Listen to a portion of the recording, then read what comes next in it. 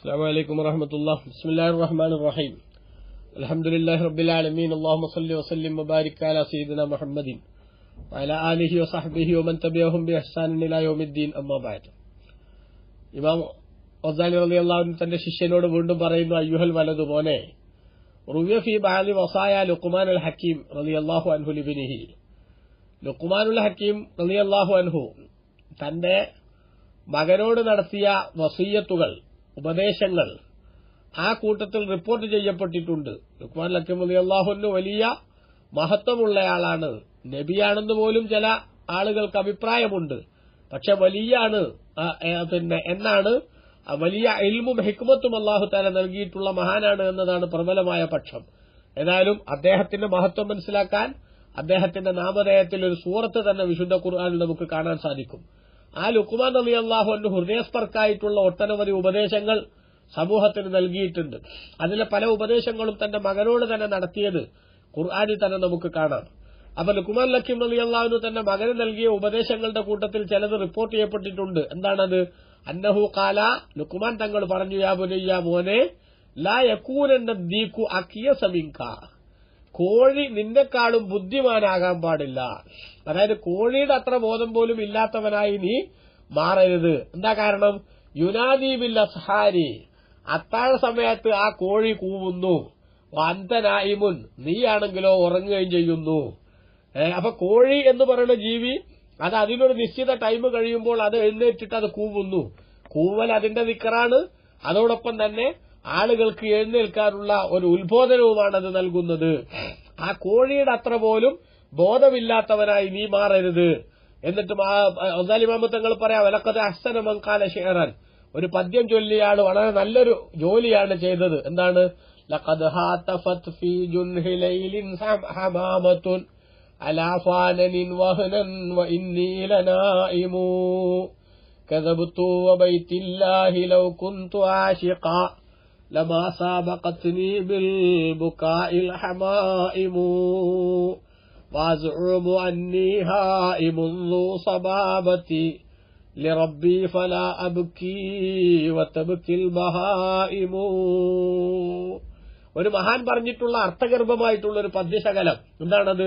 ലഖദ് ഹതഫത് ഫീ ജുൻഹി ലൈലിൻ ഹമാമത്തുൻ, രാത്രി പകുതിയാകുന്ന സമയത്ത് അതാ ഒരു മാടപ്രാവ് അത് ശബ്ദമുണ്ടാക്കുന്നു.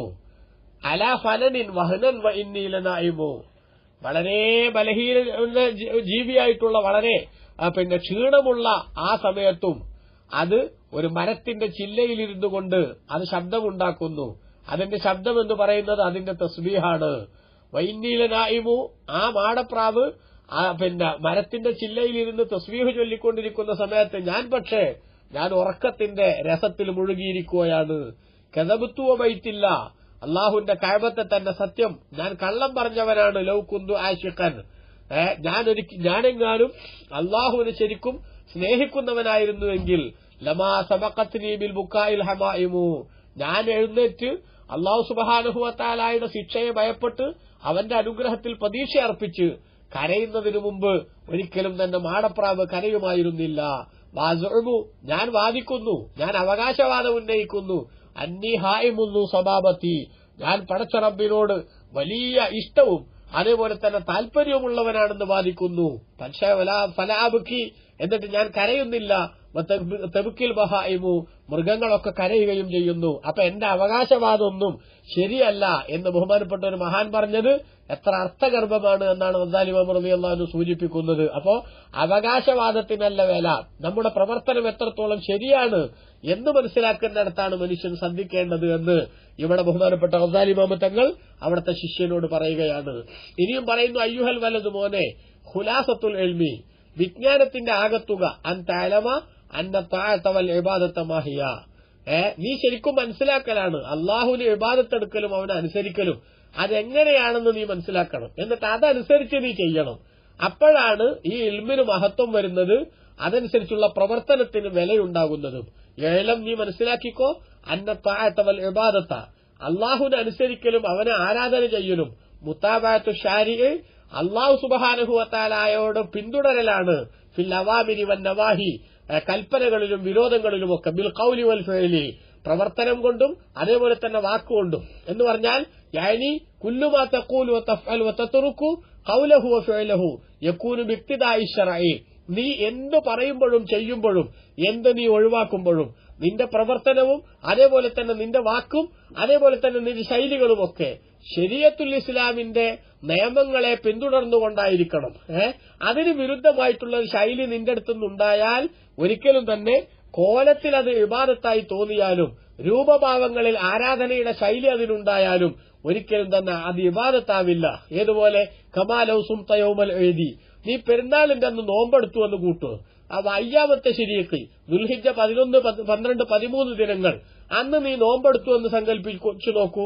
എന്നാൽ തക്കൂനു ആസിയൻ, നീ ദോഷിയാകും. ഔ സല്ലൈത, അല്ലെങ്കിൽ നീ നിസ്കരിക്കുന്നു ഫീ സൗബിൻ മഗ്സൂബിൻ, മറ്റൊരാളുടേത് പിടിച്ചുപറിച്ച വസ്ത്രത്തിൽ നീ നിസ്കരിക്കുന്നു. വൈൻകാനത്ത് സൂറത്ത ഇബാദത്തിൻ, അതിന് ഇബാദത്തിന്റെ രൂപമുണ്ടെങ്കിലും തഹസം, അതുകൊണ്ട് നീ കുറ്റക്കാരനാവുന്നതാണ്. നമുക്കറിയാമല്ലോ നമ്മൾ ചെയ്യുന്ന ഇബാദത്തുകൾ അത് അല്ലാഹു തആല കൽപ്പിച്ച നബി സല്ലല്ലാഹു അലൈഹി വസല്ലം തങ്ങൾ പഠിപ്പിച്ച ആ രീതിയിൽ തന്നെ ആയിരിക്കണം. അതല്ലാതെ രൂപഭാവങ്ങളിൽ ആരാധനയുടെ ശൈലിയുണ്ടായാൽ പോരാ.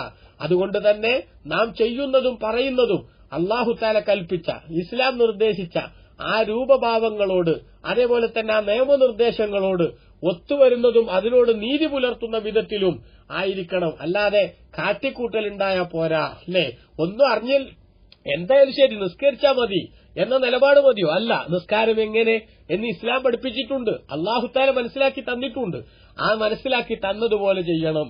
അപ്പൊ ഒരാൾ എങ്ങനെയെങ്കിലും കാട്ടിക്കൂട്ടിയിട്ട് ഞാൻ നിസ്കരിച്ചു അല്ലെങ്കിൽ ഇബാദത്തെടുത്തു എന്ന് പറയുന്നത് ശരിയല്ല. മറിച്ച് ശാരി അഥവാ അല്ലാഹു സുബ്ഹാനഹു വ തആല എങ്ങനെയാണോ നമ്മളോട് കൽപ്പിച്ചിട്ടുള്ളത് ആ കൽപ്പിച്ച ശൈലിയിൽ തന്നെ ചെയ്യണം. അതേപോലെ തന്നെ ഇസ്ലാം എങ്ങനെയാണോ നമ്മളോട് നിർദ്ദേശിച്ചിട്ടുള്ളത് ആ നിർദ്ദേശിച്ച രൂപത്തിൽ തന്നെ ആവണം.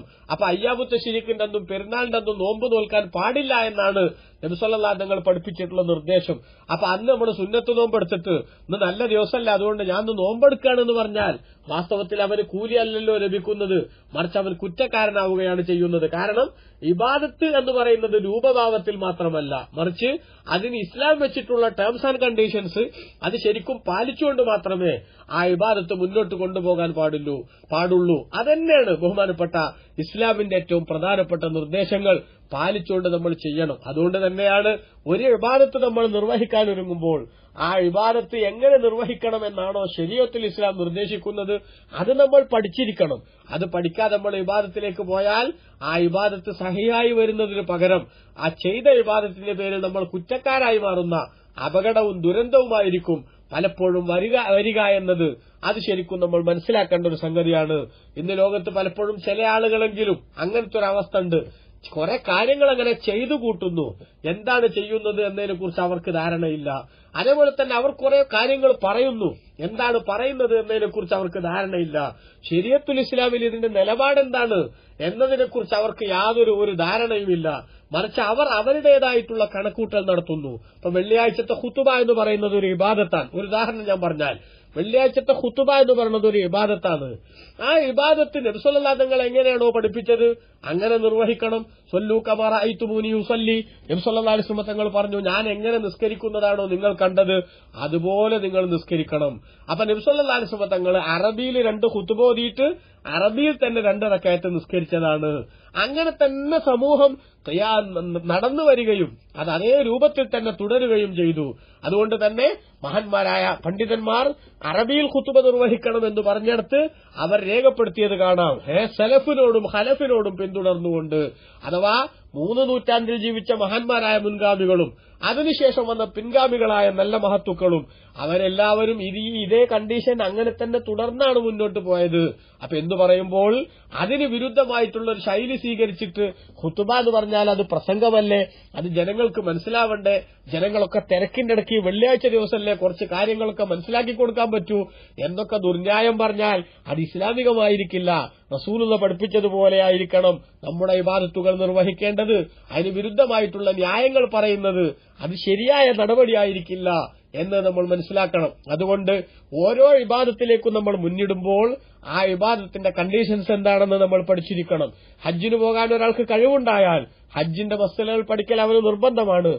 സക്കാത്ത് കൊടുക്കാൻ ഒരാളുടെ കയ്യിൽ മുതലുണ്ടായാൽ ആ സക്കാത്തിന്റെ നിയമങ്ങൾ പഠിക്കൽ അവന് നിർബന്ധമാണ്. നിസ്കരിക്കാൻ നിർബന്ധമുള്ള ഒരാൾ നിസ്കാരത്തിന്റെ നിയമങ്ങൾ പഠിച്ചിരിക്കണം. നോമ്പിന്റെ നിയമങ്ങൾ, നോമ്പ് നോൽക്കാൻ നിർബന്ധമായ ആൾ പഠിച്ചിരിക്കണം. അങ്ങനെയാണ് ഇസ്ലാമിന്റെ വ്യവസ്ഥിതി. ആ വ്യവസ്ഥിതി പാലിക്കാതെ എന്തെങ്കിലുമൊക്കെ കാട്ടിക്കൂട്ടിയിട്ട് ഞാനും നിസ്കരിച്ചുവെന്നോ ഞാനും നോമ്പെടുത്തുവെന്നോ ഒക്കെ അവകാശവാദം ഉന്നയിച്ചാൽ അതിനും ഒരു അർത്ഥവും ഉണ്ടായിരിക്കുകയില്ല എന്ന വളരെ വലിയൊരു ഉത്തരവാദിത്തത്തെക്കുറിച്ച് തന്റെ ശിഷ്യനെ ഇമാം ഗസാലി റളിയല്ലാഹു അൻഹു ഉത്ബോധിപ്പിക്കുന്നു. അല്ലാഹു തആല നമുക്കെല്ലാം ഇതിന്റെയൊക്കെ അന്തസത്ത ഉൾക്കൊള്ളാൻ തൗഫീഖ് നൽകട്ടെ. ആമീൻ. വസല്ലല്ലാഹു വസല്ലം വബാറക അലാ സയ്യിദിനാ മുഹമ്മദിൻ വഅലാ ആലിഹി വസഹ്ബിഹി അജ്മഈൻ വൽഹംദുലില്ലാഹി റബ്ബിൽ ആലമീൻ. വസ്സലാമു അലൈക്കും വറഹ്മത്തുള്ളാഹി വബറകാതുഹു.